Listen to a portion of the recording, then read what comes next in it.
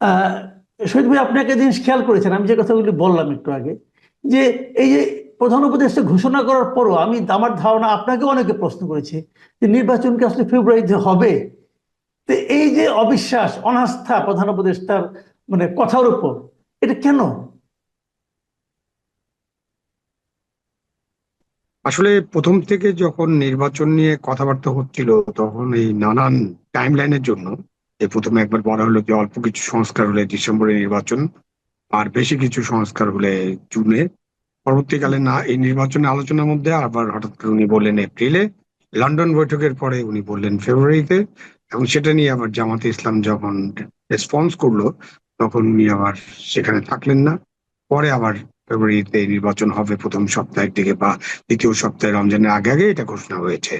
এবং ওই ঘোষণার পরে আমরা দেখেছি, যেটা আপনি বললেন, যে এনসিপি যে রেসপন্স, সেটা খুবই নেতিবাচক। এবং তারা অনেক কিছুই বলে। তারা প্রথমে বলছিল যে বিচার শেষ না হলে বা বিচারে কাউকে ফাঁসিতে না ঝুলালে নির্বাচন কেন, সংস্কার শেষ না করে নির্বাচন কেন।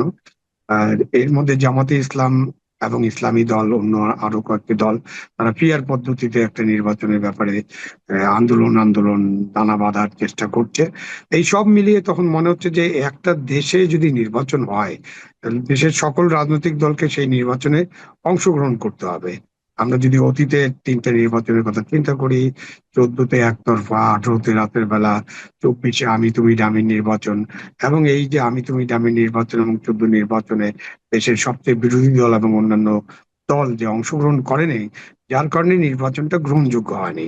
সেই কারণে এই নির্বাচন নিয়ে যখন কথা উঠে, তখন যখন জামাতে ইসলাম, ইসলামী দল, অন্য কিছু দল এবং এনসিপি বিশেষ করে, যারা নিজেদেরকে বৈষম্য বিরোধী ছাত্র আন্দোলনের দল হিসেবে মনে করে, ডক্টর ইনুস সাহেবের কে অনেকে দোষারোপ করেন যে এটি একটি সরকারি দল, ডক্টর ইনুস সাহেবের দল, এরকম যারা মনে করে। এবং তাদের অনেক চাপের মুখে বা আন্দোলনের মুখে বা তাদের অনুরোধে অথবা তাদের কথাবার্তায় অনেক কিছু সিদ্ধান্ত হয়েছে বাংলাদেশে। সেই কারণে তারা এখন, জনগণ একটু কনফিউজ যে আসলে কি ফেব্রুয়ারিতে নির্বাচন হবে কিনা। বাংলাদেশে একটা নির্বাচন খুবই অনিবার্য। এবং বাংলাদেশের বর্তমান যে অবস্থা, বাংলাদেশের অর্থনৈতিক অবস্থা, বাংলাদেশের নিজের অভ্যন্তরীণ অবস্থা এবং বাংলাদেশের সাথে বাইরের যে সম্পর্ক, আমাদের যে বিশ্ব সম্পর্ক, সব মিলিয়ে বাংলাদেশে একটা নির্বাচন খুবই অনিবার্য। এবং খুব দ্রুত এই নির্বাচনটা করা দরকার। পারলে ডিসেম্বরের মধ্যে একটা নির্বাচন হওয়া দরকার। কিন্তু এখানে নানান ধরনের কথাবার্তার মুখে হয়তো জনগণ এখন হতাশা বা জনগণ সন্দেহ অথবা আস্থাহীনতায় ভুগছেন। তাই আপনাকে আমাকে অনেককেই এটা জিজ্ঞাসা করেন যে আসলে কি ফেব্রুয়ারিতে নির্বাচন হবে কিনা। এটুকু ঠিক আছে, কিন্তু এখন আমরা হয়তো আমি নিজে সবসময় বলি, যেহেতু প্রধান উপদেষ্টা বলেছেন, এখন আমি অবিশ্বাসটা করব কেন, এরকম বলি। কিন্তু এটা বলার পরেও আপনি যেটাকে বললেন যে এনসিপি কে মনে করা হয় যে প্রধান উপদেষ্টারই দল, তো সেই এনসিপির নেতৃবৃন্দ যখন এমন এমন কথা বলেন যে এই ই না হলে, এটা বাস্তবায়ন না হলে নির্বাচন হবে না, যে জিনিসটা নাকি নাসিরুদ্দিন পাটোয়ারি বললেন যে ফেব্রুয়ারিতে নির্বাচন হবে না, সে বলতেছে কারণ এটা বাস্তবায়ন না হলে জুলাই সনদ 1 ইঞ্চিও 1%ও ছাড় দেওয়া হবে না, এগুলি নাহিদ ইসলাম বলতেছে। তাহলে উনি বলছেন নির্বাচন হবে, আর উনার যারা মানে আপনার উনার যে দলের যে নেতা, তারা বলতেছে নির্বাচন হবে না। তো এটাও কি মানুষের মধ্যে অনাস্থা তৈরির একটা কারণ, নাকি আবার ওনার সঙ্গে ওনার সৃষ্ট দলের মধ্যে কোনো দূরত্ব তৈরি হয়েছে বলে মনে হয় আপনার কাছে?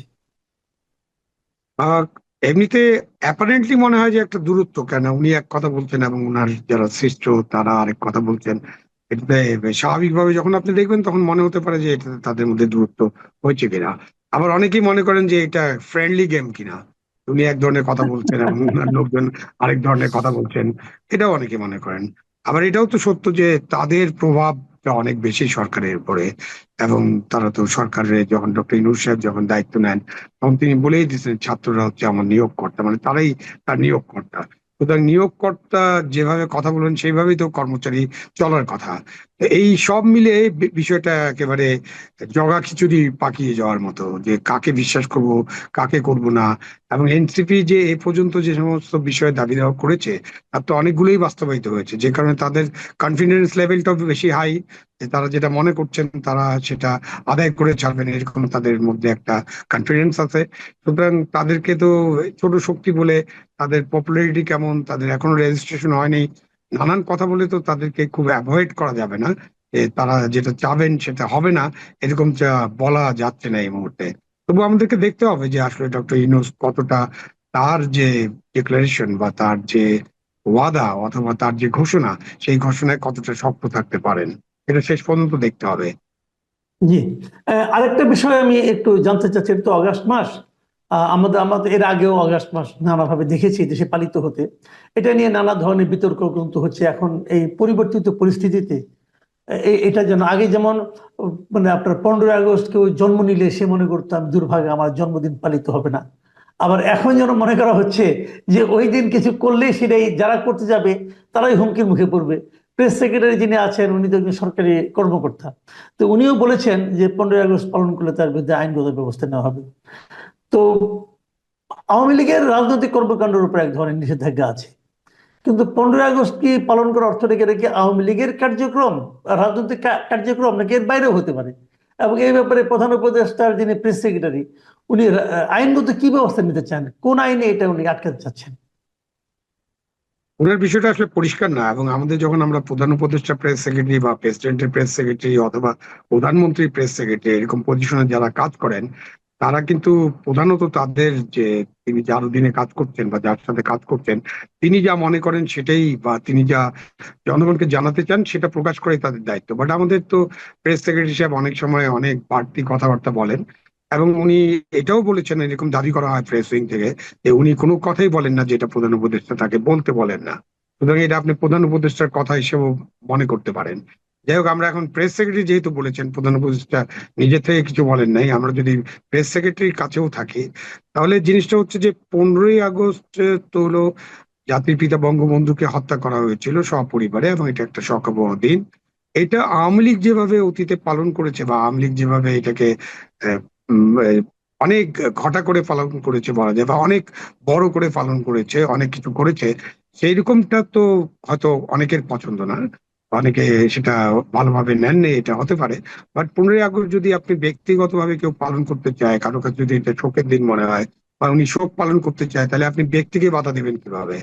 এখন আওয়ামী লীগ যদি ঘোষণা দিয়ে 15ই আগস্ট পালন করতে চায়, যেহেতু তাদের কর্মকাণ্ড বা তাদের যে কার্যক্রম সেটাকে একটা অর্ডার দিয়ে, প্রশাসনিক আদেশ দিয়ে নিষিদ্ধ করা হয়েছে, সেই ক্ষেত্রে হয়তো নিষিদ্ধ একটা কার্যক্রম চালাতে গেলে আইন শৃঙ্খলা রক্ষাকারী বাহিনী ওই ঘোষণার আওতায় তাদের বিরুদ্ধে আইন প্রয়োগ করতে পারে। এবং কি আইন প্রয়োগ করবে তারা সেটা জিজ্ঞেস করবেন, তারা সেটা জেনে নেবেন অথবা তারা ব্যাখ্যা করবেন। তো সেই ক্ষেত্রে উনি যদি এটা মনে করে থাকেন যে 15ই আগস্ট যদি হঠাৎ করে আওয়ামী লীগ কিছু করতে যায়, মিছিল নিয়ে যেতে চায়, তাহলে হয়তো তাদের উপরে আইন প্রয়োগ করা হবে, এরকমটা উনি পরিষ্কার করেন নাই। কিন্তু একজন ব্যক্তিগতভাবে শোক প্রকাশ করতে চাইলে তাহলে তাকে বাধা দিবেন আপনি কোন আইনে? আপনার আইন তো নাই। আপনি ব্যক্তিগত শোক প্রকাশ আর রাষ্ট্রীয় শোক প্রকাশের মধ্যে অনেক তফাৎ আছে, এবং রাষ্ট্র তো এই দিবসটি বাতিল করে দিচ্ছে, রাষ্ট্র নিশ্চয়ই শোক প্রকাশ করতে যাচ্ছে না। সুতরাং এই ক্ষেত্রে কেউ যদি ব্যক্তিগত শোক প্রকাশ করতে চান, তাকে বাধা দেওয়াটা আইনানুগ হবে না, সংবিধান সম্মত হবে না, এবং এটা কোনো আইনের ভিত্তি থাকবে না এইসব করতে গেলে। জি। আমরা অনুষ্ঠানে একদম শেষ পর্যায়ে চলে এসেছি, আমি আর একটা প্রশ্নই করব। এই প্রশ্নটা আমার মনে হয় আপনাকে করা দরকার। সেটা হলো, আপনি একসময় সরকারি একজন সচিব ছিলেন, প্রশাসনের অনেক গুরুত্বপূর্ণ দায়িত্ব পালন করেছেন। আপনি অনেকদিন ধরে বিভিন্ন রাজনীতি বিষয় নিয়ে বিশ্লেষণ করে থাকেন, বিভিন্ন টকশোতে আপনাকে দেখা যায়। আহ, এবং এই আপনার বর্তমান যে অবস্থান, এই অবস্থান নিয়েও অনেকে অনেক কথা বলেন, যে আপনি একসময় সরকারের সুবিধাভোগী ছিলেন, আওয়ামী লীগ সরকারের সুবিধাভোগী ছিলেন, কিন্তু এখন 2014 নির্বাচনের সময় আপনি মানে যে নির্বাচন হয়েছে সেখানে আপনার একটা মানে সরকারের পক্ষে একটা ভূমিকা ছিল আপনার বড়, অথচ সেই আপনি এখন সুবিধা বুঝে ডিগবাজি দিয়ে আপনি এখন মানে আওয়ামী লীগের খুব সমালোচনা করছেন। এই বিষয়গুলো খুব বেশি শোনা যাচ্ছে। গত কয়েকদিন আগে একটা গোল টেবিল বৈঠকে আপনি ছিলেন, সেখানে কিছু কথাবার্তা হয়েছিল। তো সেই প্রেক্ষিতে আপনার ভূমিকা হয়তো মানে কেউ কিভাবে দেখেছে এবং সেইটাকেই তারা বলার চেষ্টা করছে এখন। তো এই বিষয়গুলো আমার ধারণা আপনারও চোখে পড়েছে, নজরে এসেছে। তো আসলে কি, আসলে কি আপনি অবস্থা বুঝে ডিগবাজি দেন অথবা মানে নিজের চেহারা পরিবর্তন করেন? দেখেন, আমি যখন চাকরি পেয়েছি তখন দেশে এরশাদ সাহেব ছিলেন, ওনার সরকার ছিল সেই সময়। 82 সালে আমি চাকরিতে যোগদান করেছি, 82 জুন মাসে। তো সুতরাং আমাকে তো আওয়ামী লীগ কোনো চাকরি দেয়নি বা কোনো রাজনৈতিক দল চাকরি দেয়নি, এবং সেই সময়টা আমরা অনেকেই মনে করি যে ওই সময়টা আমাদের প্রশাসন, পুলিশ, বিচার বিভাগের উপরে বড় ধরনের কোনো হস্তক্ষেপ ছিল না। ছোট হস্তক্ষেপও ছিল কিনা এটা খুঁজে বের করতে হবে। তো আপনি চাকরি করেছেন, এবং একটা পর্যায়ে যখন 90 সালে দেশে স্বৈরাচার বিরোধী আন্দোলন হয় তখন কিন্তু আমরা সচিবালয়ে বসেছিলাম না। আমরাও ভেবেছি যে না, এই স্বৈরাচার বিরোধী আন্দোলনে আমাদেরও একটা অংশগ্রহণ করা দরকার। 71 মুক্তিযুদ্ধেও কিন্তু আমাদের সেনাবাহিনী, আমাদের সিভিল সার্ভিস, পুলিশ বাহিনী সকলেই অংশগ্রহণ করেছিল। 90 সালে স্বৈরাচার বিরোধী আন্দোলনে আমাদের একটা অংশগ্রহণ ছিল, আমিও সেই অংশগ্রহণকারীদের একজন ছিলাম। এবং সেই সময় যখন 3 জোটের রূপরেখা হয় তখন আমরা এটা নিয়ে আলোচনা করেছি। আমরা বেগম জিয়ার সাথে আলোচনা করেছিলাম, আমরা শেখ হাসিনার সাথে আলোচনা করেছিলাম, আমরা বাম দলগুলোর সাথে আলোচনা করেছিলাম, অনেকের সাথে দেশের এই বিষয়ে কিভাবে প্রশাসন, পুলিশ এবং জুডিশিয়ারিকে একটা ইন্ডিপেন্ডেন্ট প্রশাসন, পুলিশ, জুডিশিয়ারি করা যায়, এই আলোচনা করেছিলাম। এবং 3 জোটের রূপরেখাও একটা হয়েছিল। তারপর তো 91-তে একটা নির্বাচন হলো, এবং তারপরে তো নানান ঘটনার পরিপ্রেক্ষিতে আবার 96 সালে একটা আন্দোলন শুরু হয়, তত্ত্বাবধায়ক সরকার আন্দোলন, যেটা 90-এর একটা ধারাবাহিকতা ছিল। তখন এই তত্ত্বাবধায়ক সরকারের যে আন্দোলন, সেই আন্দোলনে আমার একটা অংশগ্রহণ ছিল। জনতার মঞ্চ নামে একটা জিনিস বিতর্কিত বলা হয়, এবং জনতার মঞ্চ হয়েছিল, আমি সেখানে পার্টিসিপেট করেছি। এই ব্যাপারে তো আমি অস্বীকার করি না। এবং কেন করেছি সেটা হলো যে 90-এ কেন করেছি, 96-তে কেন করেছি, এটা আমাদের সিভিল সার্ভিস, পুলিশ সার্ভিসকে সুরক্ষা দেওয়ার জন্য। কারণ আমরা যদি জনগণের সাথে না থাকি, জনগণ তখন এতটাই ক্ষুব্ধ হয়। এবার দেখেন নেই যে 24-এর পরে দেশের সমস্ত থানা লুট হয়ে গেছে, থানায় আগুন দেওয়া হয়েছে, অস্ত্র লুট করা হয়েছে, পুলিশ নিহত হয়েছে, সচিবালয়ে গেট ভেঙে সমস্ত মানুষরা ঢুকে গেছে। তো 90 সালে যখন গণ অভ্যুত্থান হয়েছিল এরকম ঘটনা ঘটেনি, একটা আল্লাহওয়ালা বিল্ডিং ছাড়া। আপনি এমনকি সেই সময় এই আপনার যে মন্ত্রীপাড়া ছিল সেখানেও কিন্তু মানুষ আক্রমণ করতে গিয়েছিল। শাহবাগ পর্যন্ত চলে গেছে, ইন্টারকন্টিনেন্টে মরে গিয়েছিল। সেখানে কিন্তু যে আমরা এবং অন্যান্য রাজনৈতিক নেতৃবৃন্দ সকলে এটা বোঝানোর চেষ্টা করছি যে এই ধরনের আক্রমণ, লুটপাট বা আগুন লাগানো এটা সমর্থনযোগ্য নয়। আমরা একটা প্রসেসের মধ্যে দিয়ে আমরা গণতন্ত্র ফিরিয়ে আনবো। তো সেটা ছিল আমার ভূমিকা। এবং আপনি যদি 14 সালের কথা বলেন, আমি 14 সালের জানুয়ারি মাসে আমি রিটায়ারমেন্টে চলে গেছি। ওই সুতরাং 14 নির্বাচনের আগে 12 সালে নির্বাচন হয়েছিল, আমি যখন স্থানীয় সরকার সচিব ছিলাম। তখন বেশ কয়েকটা, 5টা সিটি কর্পোরেশন নির্বাচন হয়, এবং সেই নির্বাচন কিন্তু আমরা চেষ্টা করেছি যাতে এখানে কোনো রকম বাধা বিঘ্ন সৃষ্টি করা না হয়, স্বচ্ছতার ভিত্তিতে নির্বাচন হয়, নিরপেক্ষ নির্বাচন হবে। এবং আপনার মনে আছে সেই নির্বাচনের রেজাল্ট কিন্তু বিএনপি সবগুলো আসনেই প্রায় জিতেছিল এবং বিপুল ভোটে জিতেছিল। তো আমার সময় আমি যখন কাজ করেছি আমি কোনো দলের পক্ষে কাজ করিনি। আমি একসময় ছাত্র জীবনে জাসদ রাজনীতির সাথে যুক্ত ছিলাম, এবং জাসদ রাজনীতি 72 সালে জাসদের জন্ম থেকেই বঙ্গবন্ধু শেখ মুজিবুর রহমানের যে রাজনীতি তার বিরুদ্ধচারণ করেছিল। এবং সেই সময় তো আমরা অনেক নির্যাতন, পুলিশি নির্যাতন শিকার হয়েছি। সুতরাং ওগুলো তো অতীত ইতিহাস। যখন আমি চাকরিতে গেছি তখন থেকে আমি কিন্তু কোনো রাজনৈতিক দলের সাথে সংযুক্ত না। এখন 14 সালে নির্বাচন একতরফা, 18 সালে রাতের ভোট, আহ 24 সালে আমি তুমি দামি নির্বাচন, এসব বিষয়ে কিন্তু গত 10 বছর ধরে আমরা কথা বলছি, আপনি দেখেছেন, লক্ষ্য করেছেন। জি। এখন আমি যেটা বলি সেটা হলো, আমি যেহেতু রাজনৈতিক বিশ্লেষণ করার চেষ্টা করি, আমি নিরপেক্ষভাবে এটা করার চেষ্টা করি। এখন কোনো কোনো সময় আপনার নিরপেক্ষতা অনেকের পছন্দ না হতে পারে, তখন আপনি অতীত ঘাটতে থাকবেন। এটা ঘাটলে আমার কোনো অসুবিধা নেই। আমি শেখ হাসিনার কাছ থেকে, ওই সরকারের কাছ থেকে বড় কোনো সুবিধা নেইনি, এবং কোন বড় না ছোট কোনো সুবিধা নেইনি।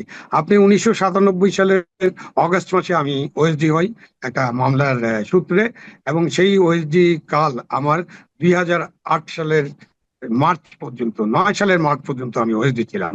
এবং আমি একটা লম্বা সময় 12 বছর ধরে ওএসডি ছিলাম। আমি সব সময় আমাদের যে সিভিল সার্ভিস, তার সুরক্ষা, সংবিধানের সুরক্ষা এবং আমাদের কল্যাণের জন্য আমি সবসময় কথা বলেছি। এই জন্য আমার যে চাকরি জীবনে অনেকে, আমি যদি রাজনীতি করতাম তাহলে হয়তো এই 12 বছর জেলখানায় থাকতাম। আমি যেহেতু সরকারের কাজ করছিলাম তখন আমি 12 বছর ওএসডি ছিলাম, এবং তারপরে ফিরে এসেছি, এবং আইনানুগ ভাবেই আমি সচিব হয়েছি। এবং তারপরে কিন্তু আমি রিটায়ারমেন্টে চলে যাই, আমি কোনো এক্সটেনশনে যাইনি, আমি কোনো সাংবিধানিক প্রতিষ্ঠানে যোগ দেইনি বা আমাকে নেওয়া হয়নি, যেটাই বলেন। সুতরাং আমি কিভাবে কার সুবিধা নিলাম? আমরা এখন যেটা বলার চেষ্টা করি, আমি আপনিও বলেন, আমরা এখন বলার চেষ্টা করছি দেশে যদি একটা নির্বাচন হয়, একটা ইনক্লুসিভ নির্বাচন হওয়াটা দরকার। এই যে দেশটাকে আমরা রাজনীতির নামে বিভক্ত করে ফেলছি, বিভাজন করে ফেলছি, এক দল আরেক দলকে নির্মূল করতে চায়, উচ্ছেদ করে দিতে চায়, সেই সব তো গণতন্ত্র না। আমি যেটা ব্যক্তিগত মনে করি, আপনি হয়তো মনে করেন, আরো অনেকে মনে করে, যে দেশটাকে আমরা একটা দেশ একটা পরিবার, এটা ইউনূস সাহেব তো বলেছেন, আমরা সবাই একই পরিবারের সদস্য, আমরা সবাই একসাথে দেশটাকে সামনে এগিয়ে নিয়ে যাব। আমি মনে করি সাউথ আফ্রিকার ন্যালসন ম্যান্ডেলা যে কাজটা করেছিলেন, রিকনসিলিয়েশন, সেইটাই এখন আমাদের করা দরকার, এবং আমরা সবাই মিলে সামনের দিকে এগিয়ে যাবো, এটাই চিন্তা করা দরকার। এখন আপনি একটা দলকে পছন্দ করেন, আমি একটা দলকে পছন্দ করি, তিনি একটা দলকে পছন্দ করেন, ওইটা যদি আপনার বিশ্লেষণের ভিত্তি হয়, তাহলে তো আপনি নিরপেক্ষ বিশ্লেষণ করতে পারবেন না। সুতরাং নিরপেক্ষ থাকাটা খুব কঠিন, এবং নিরপেক্ষ থাকার কিন্তু একটা বড় সংগ্রাম, বড় যুদ্ধ। এই যুদ্ধ থেকে আমি পেছপা হব না।